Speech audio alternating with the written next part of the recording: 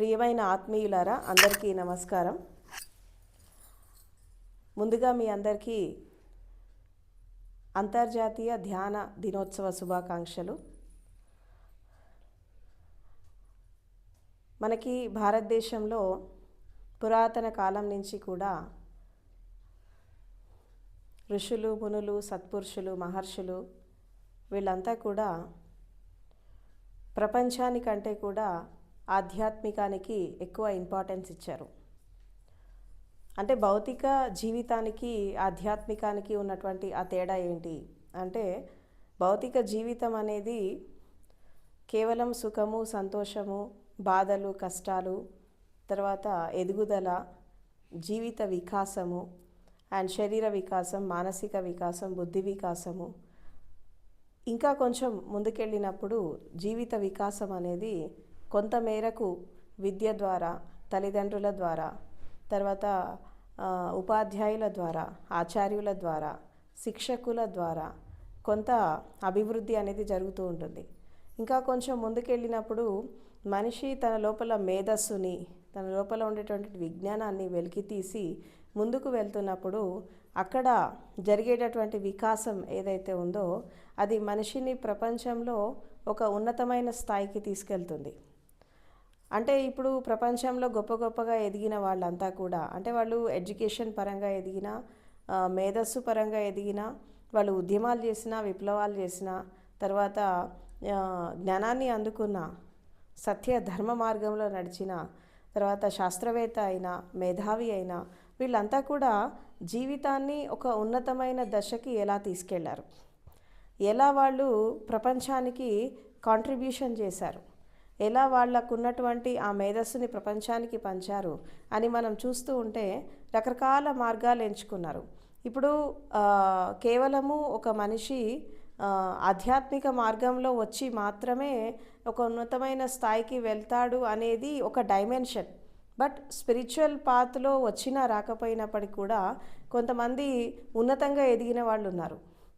అసలు ఆధ్యాత్మికానికి ప్రపంచానికి పెద్ద తేడా ఏం లేదు. భౌతికత తర్వాత పారమార్థం అనేది డిఫరెంట్గా లేదు, ఒకటిగానే ఉంది. అంటే పదార్థము, పారమార్థికం వేరువేరుగా లేదు, ఒకటిగానే ఉంది. పదార్థం అనేది మనకి భౌతిక ప్రపంచంలో కనబడుతోంది, తర్వాత పారమార్థికం అనేది మనకు కనబడట్లేదు. కనబడనంత మాత్రాన లేనట్టు కాదు. కొంతమంది వాళ్ళకి తెలిసినా తెలియకపోయినా భౌతికంగా ఎదుగుతున్నప్పుడు, ఆ ప్రపంచంలో ఉన్నతమైన స్థాయికి వెళ్తున్నప్పుడు వాళ్ళ శరీరాన్ని, మనసుని, తర్వాత ఇంద్రియాలని, నెక్స్ట్ వాళ్ళలో ఉండేటటువంటి మేధస్సుని ఏకాగ్రం చేసి వాళ్ళు ఒక విజ్ఞానాన్ని అందుకోవడమే కాకుండా ప్రపంచానికి మంచి చేసి వాళ్ళు ఒక ఉన్నతమైన స్థితికి అందుకున్నారు. అంటే వాళ్ళు చేసేది కూడా తపస్సే. అంటే కేవలము ఒక ఆధ్యాత్మిక మార్గంలో వెళ్ళి ఉన్నత స్థాయికి వెళ్ళిన వాళ్ళు 24 గంటలు ఆ స్థితిలో ఉండి వెళ్ళిన వాళ్ళు కొంతమంది అయితే, సంసారము, ప్రపంచము, బంధాలు, బాధ్యతలు నెరవేర్చుకుంటూ ధ్యానం చేయకుండా, యోగం చేయకుండా, భక్తి మార్గంలోకి రాకుండా కూడా వాళ్ళు ఉన్నతమైన స్థాయికి వెళ్ళిన వాళ్ళు ఉన్నారు. అపార్ట్ ఫ్రమ్ దట్, ఇప్పుడు మనము చాలామందిని ఎగ్జాంపుల్ లాగా మనము తీసుకుంటున్నప్పుడు, ఫర్ ఎగ్జాంపుల్ మనకి అంబేద్కర్ ఉన్నారు. ఆయన ఎప్పుడు మెడిటేషన్ చేయలేదు, ఆయన ఎప్పుడు కూడా ఆధ్యాత్మిక మార్గంలోకి రాలేదు. అసలు దాని గురించి ఆయనకి తెలీదు. ఎందుకంటే ఆయన జీవితం అంతా స్ట్రగులే.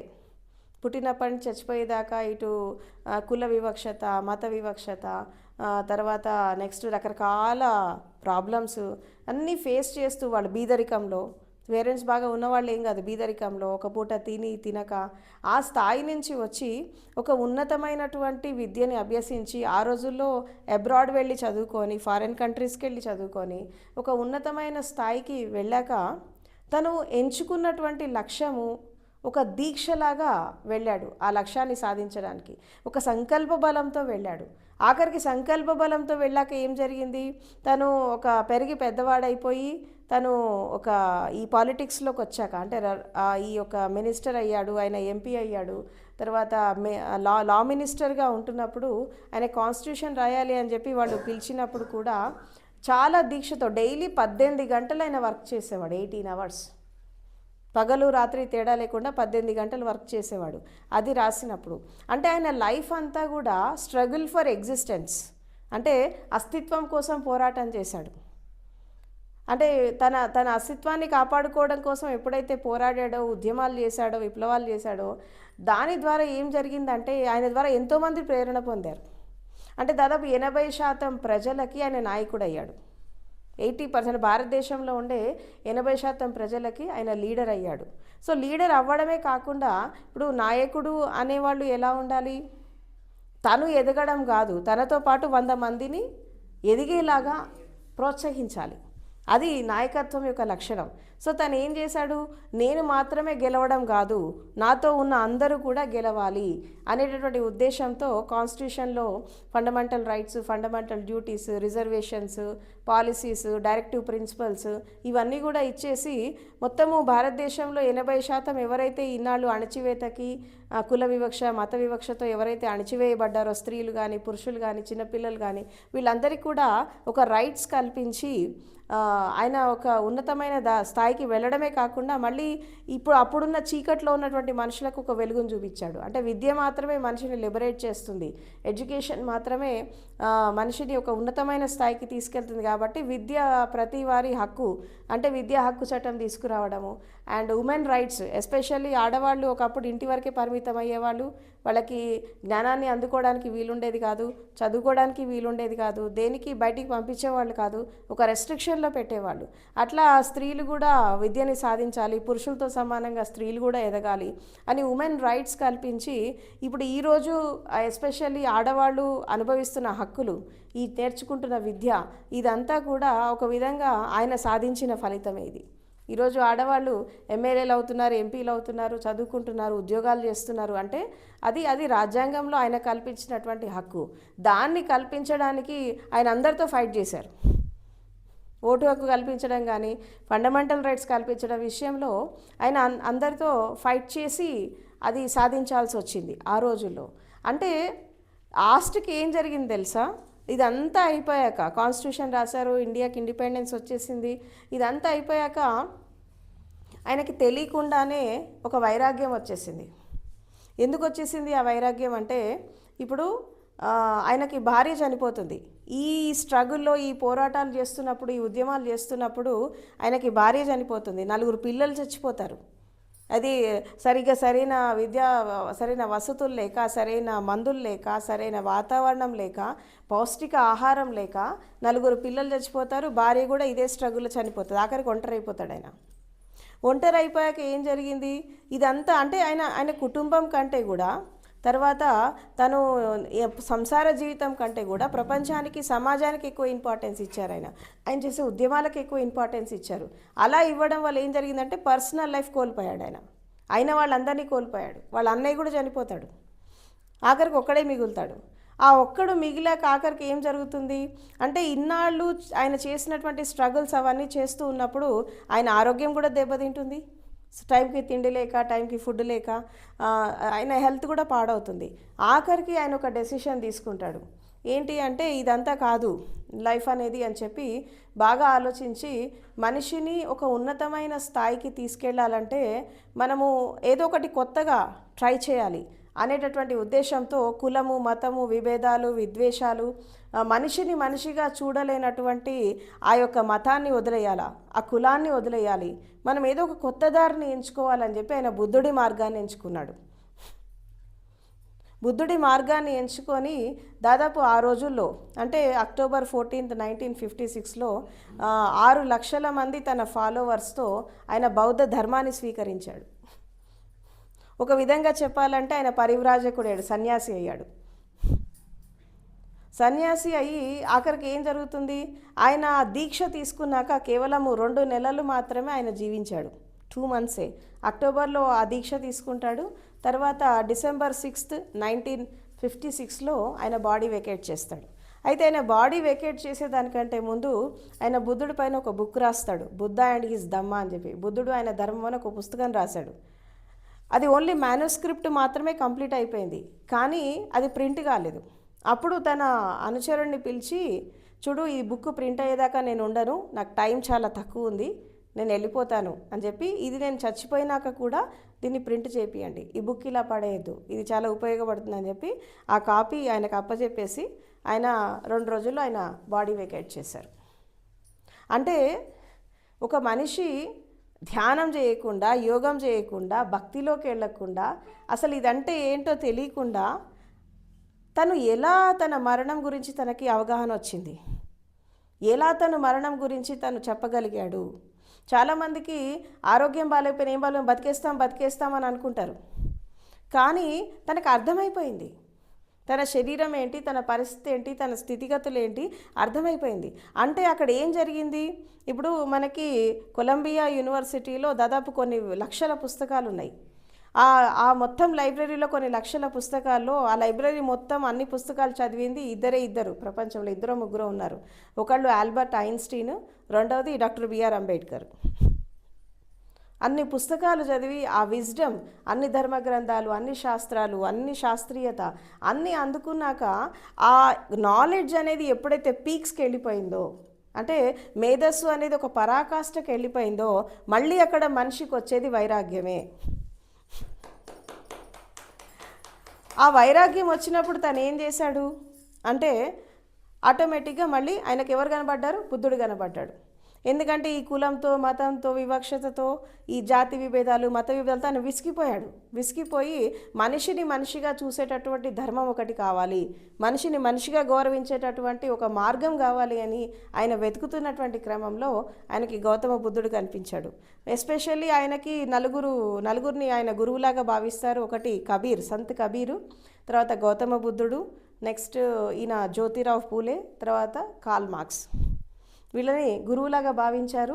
సో ఆయనకి 15 ఏళ్ళు ఉన్నప్పుడే ఆయన బుద్ధుడితో పరిచయం ఏర్పడింది ఆయనకి.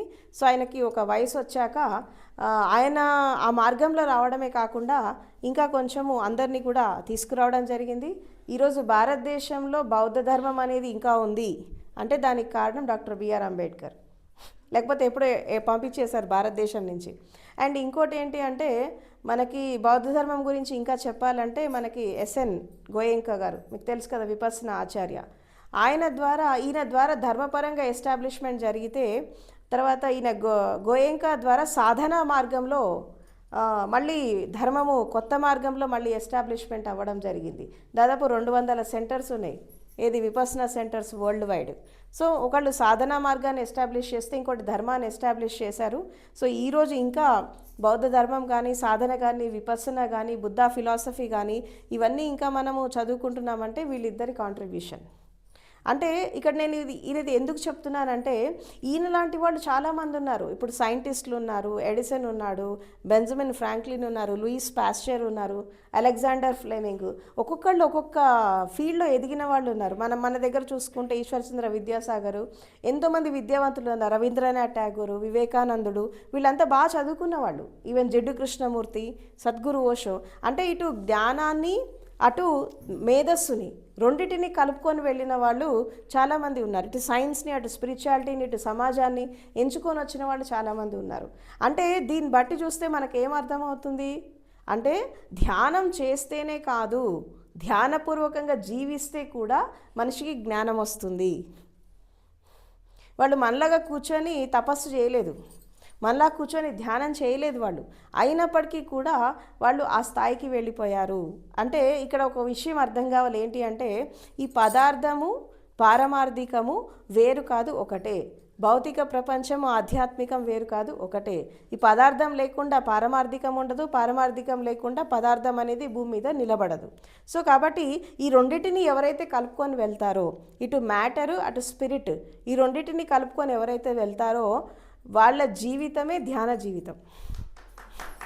వాళ్ళు ఎంచుకున్న మార్గం ఏదైతే ఉందో అదే ధ్యాన మార్గం.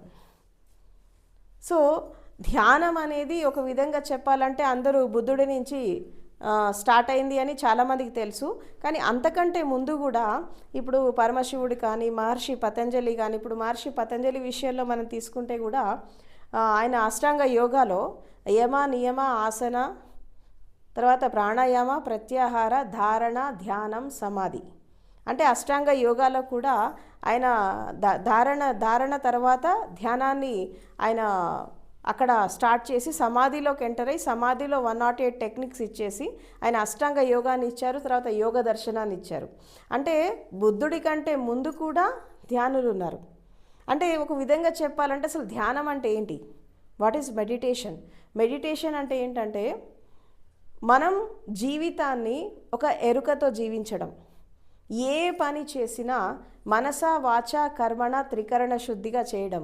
తర్వాత మన దృష్టి, మన మాటలు, మన సంకల్ప బలం, మన కర్మలు, మనం జీవించేటటువంటి జీవిత విధానం, తర్వాత మనం ఎంచుకున్నటువంటి లక్ష్యాలు, తర్వాత మనము మన జీవిత వికాసంలో మనం అందుకునేటటువంటి ఎక్కేటటువంటి మెట్లు, మనం అందుకునేటటువంటి గమ్యాలు, ఇదంతా కూడా ధ్యానమే. కేవలం కళ్ళు మూసుకొని చేస్తే మాత్రమే మెడిటేషన్ కాదు. అసలు కళ్ళు మూసుకొని ధ్యానం ఎందుకు చేయాలి అంటే, కళ్ళు మూసుకొని చేసే ధ్యానానికి కళ్ళు తెరిచి అది ఉపయోగపడుతుంది. కళ్ళు తెరిచి నువ్వు జీవించేటటువంటి జీవిత విధానం నువ్వు కళ్ళు మూసుకొని ధ్యానం చేసేటప్పుడు నీకు అక్కడ ఉపయోగపడుతుంది. ఈ రెండు కలిపి చేస్తేనే సంపూర్ణంగా ధ్యాన స్థితిని అందుకుంటారు. ఇప్పుడు గంట సేపు అక్కడెక్కడో మాట్లాడేసాం, ఇక్కడ వచ్చి కళ్ళు మూసుకొని కూర్చున్నాం. ఆ ఫ్లక్చుయేషన్స్ అన్నీ మనకి ఇక్కడ లోపల నడుస్తూ ఉంటాయి. కాబట్టి ఇక్కడ ధ్యాన స్థితి అనేది రాదు. ఇంకోటి ఏంటంటే, ఇప్పుడు ఈ అంతర్జాతీయ ధ్యాన దినోత్సవాన్ని మొత్తం ప్రపంచవ్యాప్తంగా రేపు సెలబ్రేట్ చేసుకుంటారు. యాక్చువల్గా 21 డిసెంబర్ సెలబ్రేట్ చేసుకుంటున్నప్పుడు ఎందుకు ఇది డిక్లేర్ చేసింది యుఎన్ఓ అంటే, దీని వెనకాల ఒక రహస్యం ఉంది. ఏంటి అంటే, మనకి మెడిసిన్ అనేటటువంటి పదం, మెడిసిన్ అనే పదం ఉంది కదా, మెడిసిన్ అనేటటువంటి పదం మెడిటేషన్ అనే పదం నుంచి వచ్చింది. పూర్వకాలంలో ఎవరికైనా రోగాలు వచ్చినా, బాధ వచ్చినా, మానసికంగా శారీరకంగా ఏదైనా వచ్చినా కానీ వాళ్ళు ఏం చేసేవాళ్ళు, వాళ్ళు ఈ సైలెన్స్గా కూర్చొని, అంటే కాళ్ళు చేతులు కట్టేసుకొని సైలెన్స్గా కూర్చొని ఆ ప్రకృతి మధ్యలోకి వెళ్ళి కూర్చొని ఆ చెట్ల కింద కూర్చొని ఇది ధ్యానము అని తెలియకుండానే ధ్యానం చేశారు. వాళ్ళ పదం తెలీదు వాళ్ళకి. మెడిటేషన్, ఇది మెడిటేషన్ అంటారని పదం తెలీదు. తెలియకపోయినా వాళ్ళు ధ్యానమే చేశారు. అంటే ఏం చేశారు, ప్రశాంతంగా కూర్చున్నారు, కాళ్ళు చేతులు కట్టేసుకున్నారు. వాళ్ళు శ్వాసనే చూసారా, శరీరాన్నే చూసారా, లేకపోతే మనసునే చూసారు మొత్తానికి ఏదో ఒకటి చూసి వాళ్ళకి వాళ్ళు సెల్ఫ్ హీలింగ్ చేసుకునేవాళ్ళు. ఆ సెల్ఫ్ హీలింగ్ చేస్తూ ఉన్నప్పుడు వాళ్ళ ద్వారా అది ప్రపంచంలో విస్తృతంగా వ్యాప్తి జరిగినప్పుడు అది మెల్లమెల్లిగా దానికి ఒక పేరు పెట్టారు, ఏంటంటే ధ్యానము. అంటే ఈ మెడిసిన్ అనేటటువంటి పదము మెడిటేషన్ అనే పదం నుంచే వచ్చింది. దానికి ఇంకో పేరు కూడా ఇచ్చారు, ఏంటంటే హెల్దీ అంటారు కదా. మనం హెల్దీ అనే పదానికి అర్థం ఏంటి, హీల్ థై సెల్ఫ్, అంటే నిన్ను నువ్వు హీల్ చేసుకోవడం. థై సెల్ఫ్ అంటే నిన్ను నువ్వు బాగు చేసుకోవడం, నిన్ను నువ్వు సరి చేసుకోవడం, తర్వాత నిన్ను నువ్వు బాగుపరచుకోవడం, నిన్ను స్వస్థత పరచుకోవడం, అంటే హీల్ థై సెల్ఫ్. హెల్దీ అనే పదం నుంచి మనం ఇప్పుడు వాడుతున్నటువంటి రకరకాల పదాలని ఇవన్నీ మనకి ఆరోగ్యం అనే పదం వచ్చేసింది. అసలు ఆరోగ్యం ఎలా వస్తుంది? 6 పోతే ఆరోగ్యం వస్తుంది. ఏంటి 6? కామ క్రోధ లోభ మోహ ఈర్ష ద్వేషాలు, ఇవి పోతే ఆరోగ్యం వస్తుంది. అంటే ఏ ఆరోగ్యం వస్తుంది? మానసిక ఆరోగ్యం వస్తుంది. ఎందుకంటే మనసుకు ఉండే రోగం ఏంటి? అహంకారం, అజ్ఞానం, మూర్ఛ, తర్వాత కోరికలు, వాసనలు, స్పర్ధలు, తర్వాత సామాజిక స్థితిగతులు, ఇవన్నీ కూడా మనసుకు పట్టిన రోగాలు. ఇవన్నీ ఈ రోగాలు ఎందుకు వచ్చినాయి అంటే ఈ 6 ఉన్నాయి కాబట్టి రోగాలు వచ్చాయి. అయితే ఎప్పుడైతే ఈ పంచభూతాలు, ఈ పంచతత్వాలని ఎప్పుడైతే మనం బ్యాలెన్స్ చేసుకుంటూ జీవిస్తామో అప్పుడు ఏమవుతుందంటే మనం ఈక్వల్గా ఇటు శారీరక ఆరోగ్యము తర్వాత మానసిక ఆరోగ్యం అనేది మనకి వస్తుంది. ఇప్పుడు ఇంకోటి ఏంటంటే, పతంజలి యోగ దర్శనంలో ఆయన ఒక విషయం చెప్తారు. ఏంటి అంటే, ఇప్పుడు మనకి ఈ పంచభూతాలు ఉన్నాయి మన శరీరంలో, తర్వాత మన చేతికి 5 వేళ్ళు ఉన్నాయి. ఈ పంచభూతాలు తర్వాత ఈ 5 వేళ్ళు, ఒక్కొక్క వేలు ఒక్కొక్క పంచభూతానికి ప్రతీక. ఇది అగ్ని, ఇది వాయువు, ఇది ఆకాశం, తర్వాత ఇది పృథ్వీ, ఇది జలం. ఈ 5 వేళ్ళని మనం ఎక్కడైతే కొన్ని పాయింట్స్లో మనం కలుపుతామో దాని ద్వారా కూడా మన లోపల ఉండేటటువంటి ఎనర్జీస్, అంటే మన శారీరక శక్తి, మానసిక శక్తి, తర్వాత ఈ పంచభూతాల శక్తి ఎక్కడైతే బ్యాలెన్స్ అయిపోతుందో అప్పుడు ఏమవుతుంది, ఆటోమేటిక్గా ఆరోగ్యం వస్తుందని చెప్పి ఆయన యోగంలో చెప్పడం జరిగింది. బట్ భౌతిక ప్రపంచంలో శరీరపరంగా మనం దేనన్నా కలిపినా ఒక యోగం, ఈ 3 ఫింగర్స్ని కలుపుతున్నామంటే ఒక యోగం. తర్వాత శరీరాన్ని మనసుని అనుసంధానం చేస్తున్నామంటే అది యోగం. తర్వాత శరీరాన్ని మనసుని తర్వాత హృదయాన్ని భావాలని అనుసంధానం చేస్తున్నామంటే అది ధ్యానం. అంటే ప్రతి ఒక్క స్థితిలో కూడా మనము లయ తప్పాము, శృతి తప్పాము. జీవితం అనేది శృతి తప్పింది. శృతి తప్పిన వీణ అని అంటారు. శృతి తప్పిన వీణ అంటే ఏంటి? వీణకున్న తీగలు కరెక్ట్గా ఉంటేనే సంగీతం వస్తుంది, లేకపోతే అపశృతి పలుకుతుంది అక్కడ. అంటే వీణకు ఉండేటటువంటి తీగలు బాగా గట్టిగా కట్టేసామనుకో, ఇట్లా అనగానే తెగిపోతాయి. నువ్వు ఇట్లా జస్ట్ మీటగానే తెగిపోతాయి. బాగా లూజ్గా కట్టావనుకో అది పనికిరావు. అంటే మరీ టైట్గా ఉండద్దు, మరీ లూజ్గా ఉండద్దు, అక్కడ బ్యాలెన్సింగ్గా ఉండాలి. ఆ మధ్యస్థంగా ఉండేటటువంటి ఆ స్థితిలో ఆ వీణ ఉన్నప్పుడు, అది శృతిలో ఉన్నప్పుడు అక్కడ మంచి సంగీతం అనేది బయటకు వస్తుంది. అందుకే ఫస్ట్ ఇన్స్ట్రుమెంట్స్ వయలిన్ కానీ గిటార్ కానీ వీణ కానీ ఎవరైనా నేర్చుకుంటున్నప్పుడు ఫస్ట్ ఏం చేస్తారు? ఇది శృతిలో ఉందా లేదా అని చెక్ చేసుకుంటారు. అంటే వీణ తీగలు ఎలా ఉన్నాయి, టైట్గా ఉన్నాయా, లూజ్గా ఉన్నాయా, దాన్ని ఫస్ట్ సెట్ చేసుకున్నాక అప్పుడు వాళ్ళ షో అనేది స్టార్ట్ చేస్తారు. అంటే ఒక విధంగా చెప్పాలంటే మన శరీరంలో ఉండేటటువంటి 72,000 నాడులు, ఓకే, తర్వాత మన నర్వస్ సిస్టమ్, తర్వాత మన మనసు, తర్వాత మన ఇంద్రియాలు, మన లోపల ఉండే పంచభూతాలు, మన శరీరం, మన మనసు, ఇవన్నీ కూడా శృతిలో రావడానికి మనం ధ్యానం చేస్తున్నాం. మెడిటేషన్ ఏం చేస్తుంది అంటే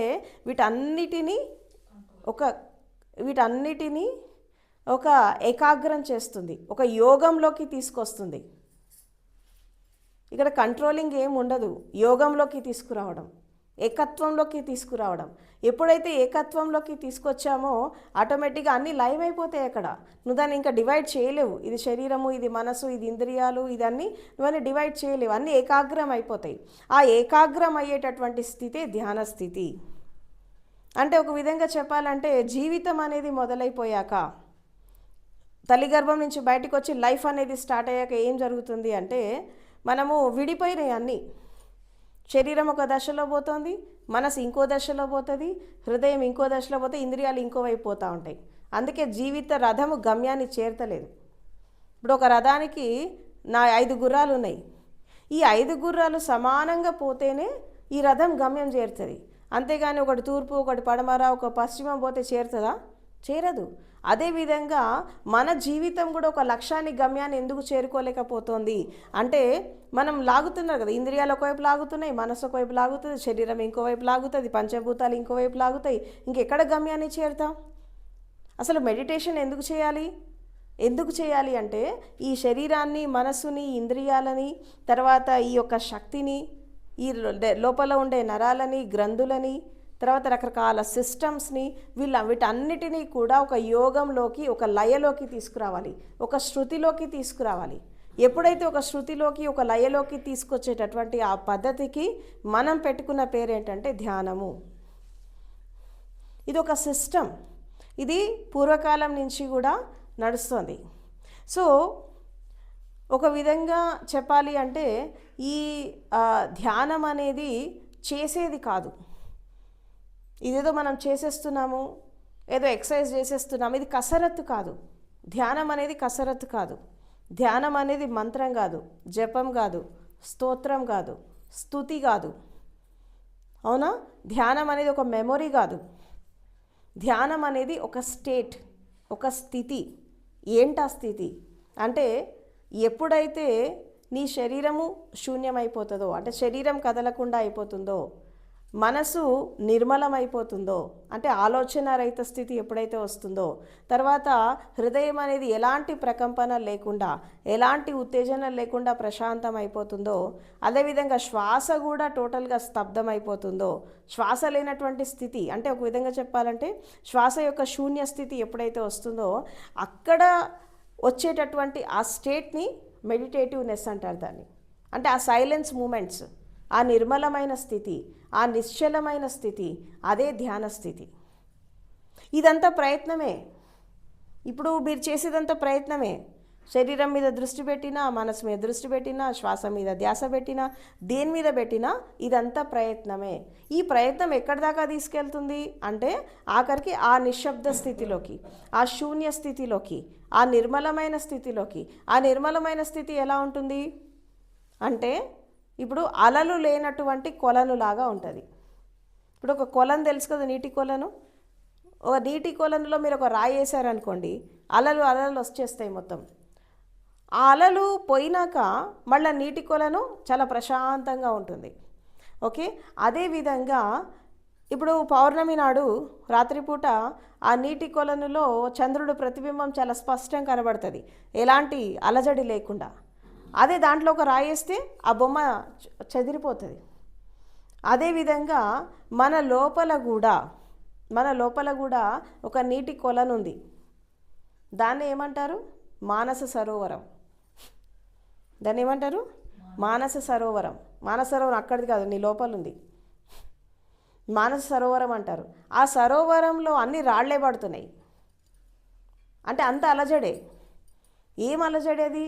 శారీరకంగా వచ్చే అలజడి, మానసికంగా వచ్చేటటువంటి అలజడి, తర్వాత ఈ హృదయపరంగా, ఇంద్రియాల పరంగా, బయట ప్రపంచం నుంచి, మనుషుల నుంచి, నీ నుంచి వచ్చేటటువంటి రాళ్ళు పడుతున్నాయి. మొత్తం రాళ్ళు పడి పడి అలలు అలలు అలల్లాగా విడిపోతుంది. అది సరోవరం లాగా లేదు. ఒక విధంగా చెప్పాలంటే అది ఎట్లా ఉందంటే బురద గుంటలాగా అయిపోయింది, అన్ని రాళ్ళు పడి. ఆ సరోవరంలో కూడా అన్ని రాళ్లతో మొత్తం నింపేసావనుకో, నీళ్లు కనబడతాయా? అది రాళ్ల గుంటలాగానే కనబడుతుంది, నీటి గుంటలాగా కనబడదు.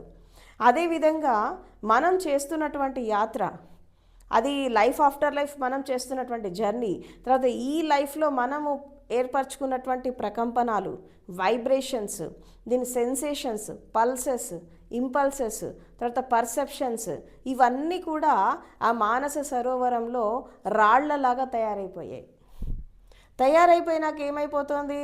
ఇటు ఆరోగ్యం లేదు, అటు ఆనందం లేదు, తర్వాత అటు ఒక విధంగా చెప్పాలంటే శాంతి లేదు, సుఖం లేదు, దుఃఖం, అంతా దుఃఖమే. ఎందుకు దుఃఖం ఉంది అంటే అన్ని రాళ్ళు ఉన్నప్పుడు అది బరువు కదా, ఆ బరువుని మోసుకొని తిరుగుతుంటే దుఃఖమే వస్తుంది, సుఖం ఎక్కడి నుంచి వస్తుంది? కాబట్టి ఇప్పుడు మెడిటేషన్ ద్వారా ఏం జరుగుతుంది అంటే ఒక్కొక్క రాయిని తీసేస్తున్నాం, ఒక్కొక్క రాళ్ళని తీసేసి బయటపడేసి మళ్ళీ మన మానస సరోవరాన్ని స్వచ్ఛం చేసుకుంటున్నాం. అంటే స్వచ్ఛమైన నీటి కోసం మన మనసుని తవ్వుతున్నాం. మెడిటేషన్ అంటే ఏం లేదు, సింపుల్గా చెప్పాలంటే మనసుని తవ్వడమే. ఆ తవ్వుతూ పోతున్నప్పుడు రాళ్ళు వస్తాయి, రప్పలు వస్తాయి, ఇసుక వస్తుంది, అవునా? బోరుబావి తవ్వుతున్నాడు, ఏమొస్తాయి? చెత్తా చెదారం వస్తుంది, అన్నీ వస్తాయి. ఆఖరికి స్వచ్ఛమైన నీళ్లు లాస్ట్లో ఎక్కడో ఒక 500, 600, కొన్ని 1000, 2000 తోడితే అప్పుడు స్వచ్ఛమైన నీళ్లు, జలధార అనేది అప్పుడు బయటికి వస్తుంది. అదేవిధంగా ఈ సాధన ద్వారా, ఈ మెడిటేషన్ ద్వారా ఏం జరుగుతుంది అంటే మన మానస సరోవరంలో పడ్డటువంటి రాళ్ళన్నీ కూడా మనం ఒక్కొక్కటి ఏరేస్తున్నాం. అది ఏంటి? చాలా ఉంటాయి. అది గతాంది కావచ్చు, భవిష్యత్తు కావచ్చు, వర్తమానం కావచ్చు, ఇంకేదైనా కావచ్చు. అన్ని రాళ్ళని ఏరేసి మనం స్వచ్ఛమైన నీటి కోసం, ఎప్పుడైతే ఆ సరోవరం అనేది రాళ్ళు లేకుండా, కదలిక లేకుండా, నిశ్చలంగా, నిర్మలంగా ఉన్నప్పుడు ఏం జరుగుతుంది అంటే ఒక విధంగా చెప్పాలంటే నీ లోపల ఉండేటటువంటి చైతన్యం యొక్క ప్రతిబింబము ఆ నీటిలో పడుతుంది. అక్కడ పడ్డప్పుడు ఏం జరుగుతుంది? నీకు దర్శనం జరుగుతుంది. ఆ నిర్మలత్వం, ఆ పవిత్రత. ఇప్పుడు ఎట్లాగైతే బయట నీటి కొలనులో అలలు లేనప్పుడు చంద్రబింబం ఎంత స్పష్టంగా ప్రతిబింబిస్తుందో అంతే స్పష్టంగా నీ లోపల ఉండే చైతన్యం అనేది ఆ మానస సరోవరంలో, ఆ కొలనులో దాని యొక్క ప్రతిబింబం అనేది ఎప్పుడైతే పడుతుందో అక్కడ ఆటోమేటిక్గా ఏం జరుగుతుంది? నీకు ధ్యాన స్థితి సిద్ధిస్తుంది. ఇంకా ఇది ధ్యానమే, ఇంకా ఫర్దర్ కాదు. అక్కడ మనము ఆ ప్రశాంతతలో, ఆ నిర్మలమైన స్థితిలో, ఆ స్వచ్ఛమైనటువంటి స్థితిలో, ఆ స్వచ్ఛమైన జలధారలో మనం స్నానం చేస్తాం, ఇక జంప్ చేస్తాం హంసలాగా. హంస తెలుసా మీకు స్వభావం? హంస స్వభావం ఏంటి? మీరు పాలు నీళ్లు కలిపి పెడితే అది కేవలం పాలే తాగుతుంది, నీళ్ళని వదిలేస్తుంది. అంటే అంత క్లారిటీ మన లోపల వస్తుంది. అప్పుడు ఆ మానస సరోవరంలో మనం హంసలాగా ఈదుతూ ఉంటాం. హంసలాగా ఈదుతున్నప్పుడు మెల్లమెల్లిగా ఆ జ్ఞానము, ఆ సాధన, ఆ పరిపక్వత, ఆ మెచ్యూరిటీ మన లోపల ఎప్పుడైతే వస్తుందో మనమే పరమహంసలాగా తయారవుతాం. బయట తిరిగేటటువంటి హంసలకి జనన మరణాలు ఉన్నాయా? బయట తిరిగే హంసలకి జనన మరణాలు ఉన్నాయి. కానీ పరమహంసకి జననం లేదు, మరణం లేదు. అది శాశ్వతంగా ఎప్పటికీ అలాగే ఉండిపోతుంది. మెల్లిమెల్లిగా అది ఎగిరి ఎగిరి ఎగిరి ముక్తి ఆకాశంలో ముందుకెళ్తుంది. సో కాబట్టి ధ్యానం అనేది అక్కడి దాకా తీసుకెళ్తుంది. కాబట్టి మనం మెడిటేషన్ ఎందుకు చేస్తున్నాము అంటే ఆనాపానసతి చేసి శ్వాస మీద ధ్యాస పెట్టేసి తర్వాత మనం ఎప్పుడైతే మన మనసుని, శరీరాన్ని, శ్వాసని శుద్ధి చేసుకుంటామో, ఇంకోటి ధ్యానం అనేది ఒక ఔషధం. మెడిటేషన్ ఏంటి? ఒక మెడిసిన్. దేనికి? ఇటు శరీరానికి, అటు మనసుకి, ఇటు హృదయానికి. అన్ని రోగాలే కదా, శరీర రోగాలు, మానసిక రోగాలు, హృదయ రోగాలు, ఇంద్రియ రోగాలు, రకరకాల రోగాలు ఉన్నాయి. ఈ భవరోగాలు, సంస్కార రోగాలు, అన్ని రోగాలు. ఈ రోగాలకి ధ్యానం అనేది ఒక ఔషధం. ఈ ఔషధం అనేది మనం తీసుకుంటున్నప్పుడు 10 పరిపూర్ణంగా తీసుకోవాలి. ఇప్పుడు డాక్టరు ఒక ప్రిస్క్రిప్షన్ రాసి దీన్ని ఒక 3 నెలలు వాడు అని చెప్పాడు అనుకో, మీరు ఏం చేస్తారు? ఒక నెల వాడి పడేస్తారు దాన్ని. రోగం తగ్గుతుందా? తగ్గదు. డాక్టర్ ఏ టైంకి ఏ ట్యాబ్లెట్ వేసుకోమన్నాడు, ఎప్పుడు వేసుకోమన్నాడు, తిన్నాక వేసుకోవాలా, తినకముందు వేసుకోవాలా, లేదంటే ఎన్ని నెలలు వాడాలి, ఆ కోర్స్ అంతా కంప్లీట్ చేస్తేనే మీ రోగాలు తగ్గిపోతాయి. అదేవిధంగా మెడిటేషన్ కూడా మీరు పర్ఫెక్ట్గా 3 months ఆచరిస్తే, 3 months కరెక్ట్గా ఇప్పుడు నేను చెప్పినట్టు మీరు చేస్తే మీకు నేను చెప్పిన అనుభవం జరుగుతుంది. దీనికి ఎక్కువ టైం కూడా పట్టదు. ఎందుకంటే ధ్యానం చేస్తూ ముందుకెళ్తున్నప్పుడు అది సీరియస్గా చేసేవాళ్ళు, అదొక తపస్సులాగా చేసేవాళ్ళు. ఇంకోటి ఏంటంటే మనం ఆధ్యాత్మిక మార్గంలో ప్రయాణం చేస్తున్నప్పుడు మనకి 3 క్వాలిటీస్ ఉండాలి. 1 సంకల్ప బలం ఉండాలి, 2 తపస్సు ఉండాలి, 3వది భక్తి ఉండాలి. ఏంటా భక్తి అంటే శ్రద్ధ, సమర్పణ, ఆత్మనివేదన, తర్వాత శ్రవణం, మననం. ఈ క్వాలిటీస్ మన లోపల ఉండాలి. అంటే art of living, art of listening, art of learning. ఇవి ఉంటే అప్పుడు ఏం జరుగుతుందంటే ఈ మననం జరుగుతుంది, శ్రవణం జరుగుతుంది, తర్వాత ఈ సమర్పణ ఉంటుంది, అక్కడ శ్రద్ధ ఉంటుంది. అన్ని రకాల క్వాలిటీస్ మన లోపల ఎప్పుడైతే వస్తాయో అక్కడ ఏం జరుగుతుంది అంటే ఆటోమేటిక్గా ఈ మనసు అనేది నిర్మలమైతూ కరిగి ప్రవహిస్తుంది. అప్పుడు అది సరోవరం అవుతుంది.